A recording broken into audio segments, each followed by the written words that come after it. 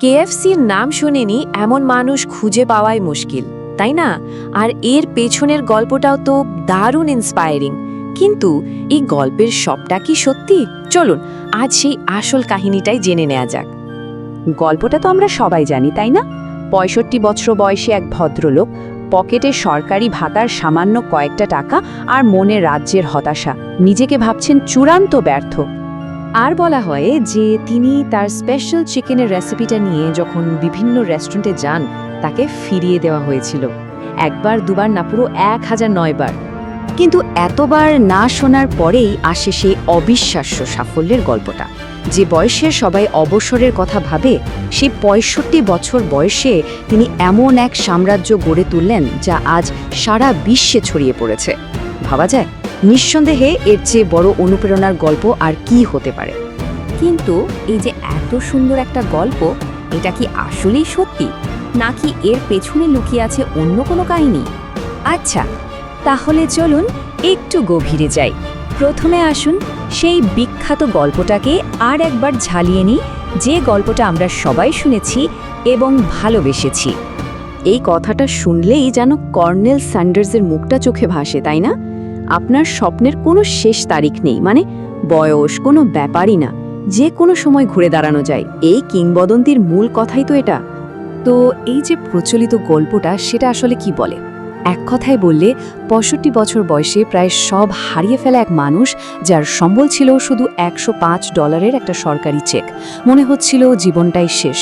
সেখান থেকে তিনি তার রেসিপি নিয়ে ১০০৯ বার ব্যর্থ চেষ্টার পর সফল হন, আর ৮৮ বছর বয়সে হয়ে ওঠেন একজন বিলিয়নিয়ার।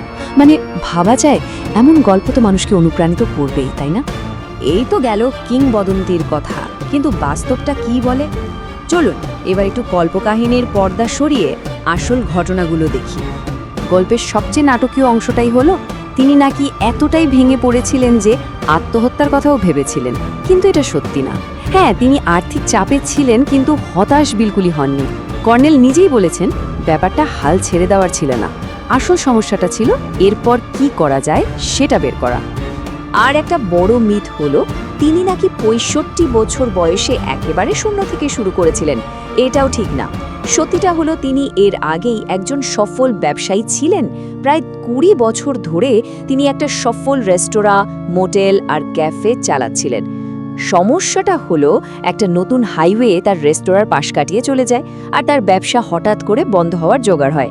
তাই এটা ঠিক শূন্য থেকে শুরু করা নয়, বরং বলা যায় ক্যারিয়ারের এই পর্যায়ে এসে তাকে একটা নতুন পথ বের করতে হয়েছিল।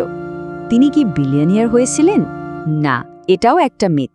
তিনি ১৯৬৪ সালে তার কোম্পানিটা বিক্রি করে দেন $২ মিলিয়ন, এখনকার হিসাবে যা প্রায় $১৭ মিলিয়ন সমান। আর মৃত্যুর সময় তার ব্যক্তিগত সম্পত্তি ছিল প্রায় $৩.৫ মিলিয়ন।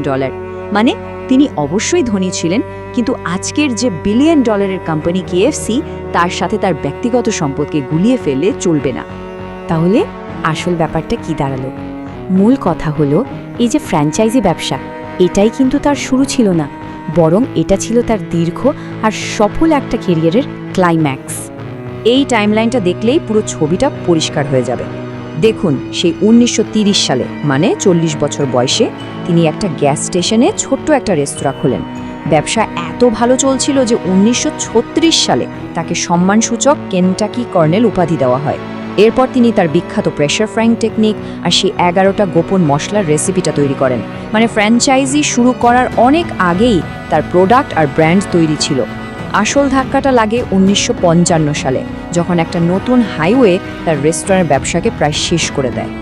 তো যখন সবকিছু প্রায় শেষ হয়ে যাওয়ার মুখে, তখনই ৬৫ বছর বয়সে উদ্যোক্তা কিন্তু ভেঙে পড়েননি। তিনি নতুন করে শুরুও করেননি, বরং তিনি তার ব্যবসাকেই একটা নতুন লেভেলে নিয়ে যাওয়ার সিদ্ধান্ত নেন। আর তখনই তার মাথায় আসে এই ফ্র্যাঞ্চাইজ মডেলের আইডিয়াটা। প্ল্যানটা ছিল খুব সিম্পল।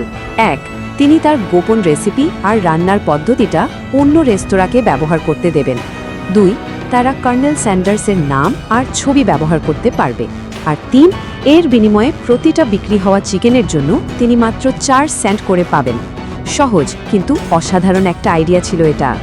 তবে এই সাম্রাজ্যটা কিন্তু কর্নেল একা গড়েননি, তার পার্টনারদের অবদানও ছিল অসম্ভব। যেমন পিট হারম্যান, তার প্রথম ফ্র্যাঞ্চাইজি।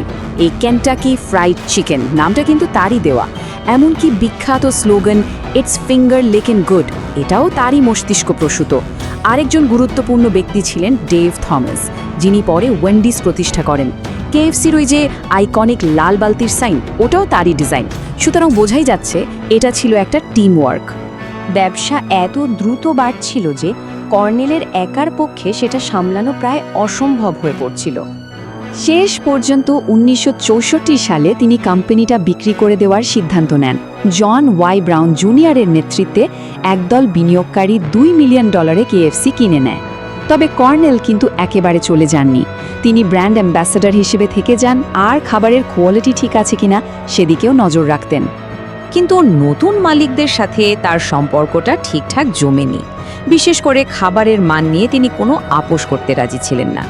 নতুনদের তৈরি করা গ্রেভি খেয়ে তিনি একবার বলেছিলেন, হায় ঈশ্বর, এই গ্রেভিটা তো ভয়ঙ্কর, ওরা কলেজ জল দিয়ে ওয়ালপেপারের আঠা বানাচ্ছে। এই কথাতেই বোঝা যায় তিনি কতটা প্যাশনেট ছিলেন তার রেসিপি নিয়ে। কর্নেল বিক্রি করে দেওয়ার পর কেএফসির মালিকানা অনেকবার বদলেছে। 1971-এ হিউ ব্লেইন, তারপর আর.জে. রেনল্ডস, 1986-তে পেপসিকো, আর এখন তো এটা ইয়াম ব্র্যান্ডসের অংশ। এই কর্পোরেট জার্নির মধ্যে দিয়েই কেএফসি আজকের এই গ্লোবাল জায়ান্টে পরিণত হয়েছে। তাহলে কর্নেল স্যান্ডার্সকে আমরা কিভাবে মনে রাখব? সেই মানুষটা হিসেবে যিনি নিজের হাতে এই ব্যবসাটা দাঁড় করিয়েছিলেন, নাকি সেই অনুপ্রেরণার কিংবদন্তি হিসেবে যার গল্পটা লক্ষ লক্ষ মানুষকে স্বপ্ন দেখিয়েছে? আসল প্রশ্নটা হলো, কে বেশি গুরুত্বপূর্ণ, আসল মানুষটা নাকি তাকে ঘিরে তৈরি হওয়া মিথটা? আসলে উত্তরটা হয়তো এর মাঝামাঝি কোথাও। তার বাস্তব জীবনের পরিশ্রম আর অভিজ্ঞতা ব্যবসাটাকে দাঁড় করিয়েছিল, আর সেই মিথ বা কিংবদন্তি সেটা সেই ব্যবসাকে একটা কিংবদন্তিতে পরিণত করেছে। সত্যিটা হলো, এই বাস্তবতা আর কল্পকাহিনী দুটো মিলেই